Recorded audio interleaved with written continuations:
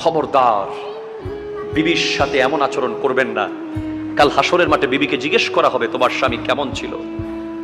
বিবির কথা মতো সিদ্ধান্ত হবে আপনি জান্নাতে যাবেন না জাহান্নামে যাবেন। বিবিকে সেই পাওয়ার দেবেন কে? আরো জোরে বলেন কে?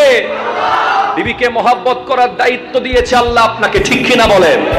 অনেকে মাসকে মাস বছরকে বছর দেখা যায় প্রফেশনাল ব্যস্ততা, ব্যবসা নিয়ে ব্যস্ত, চাকরি নিয়ে ব্যস্ত, প্রফেশন নিয়ে ব্যস্ত, বিবির দিকে তাকানোর টাইম নাই। আসে শুধু বিবির কাছে রান্না কি হইছে দেখার জন্য। খাবার ঠিক মতো হইলেই সে সারাদিন ব্যবসা নিয়ে আছে, চাকরি নিয়ে আছে, বিজনেস নিয়ে আছে। বাসায় আসার পরেও বিবির সাথে কথা বলার তার টাইম নাই। ঘন্টার পর ঘন্টা মোবাইল ফোন নিয়ে ব্যস্ত, বিবির দিকে তাকানোর টাইম নাই। ওই মহিলা, ওই নারী আপনার স্ত্রী, তার সমস্ত ইচ্ছা আকাঙ্ক্ষা আপনার মাঝে এসে পূরণ করবে।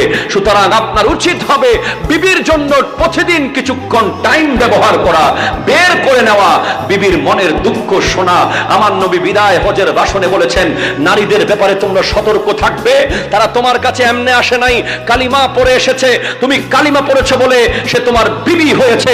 আল্লাহর কালিমাকে সাক্ষী রেখে তুমি তাকে বিবি বানিয়েছো। তার খাবার দেওয়ার দায়িত্ব তোমার, তার ভরণ পোষণ দেওয়ার দায়িত্ব তোমার, তাকে অন্ন বস্ত্র বাসস্থান নিশ্চিত করার দায়িত্ব তোমার। তুমি ইচ্ছে করে যদি সেই দায়িত্বে অবহেলা করো, আমার নবী তোমাকে ছাড়বে না। ঠিক কিনা কথা বলে?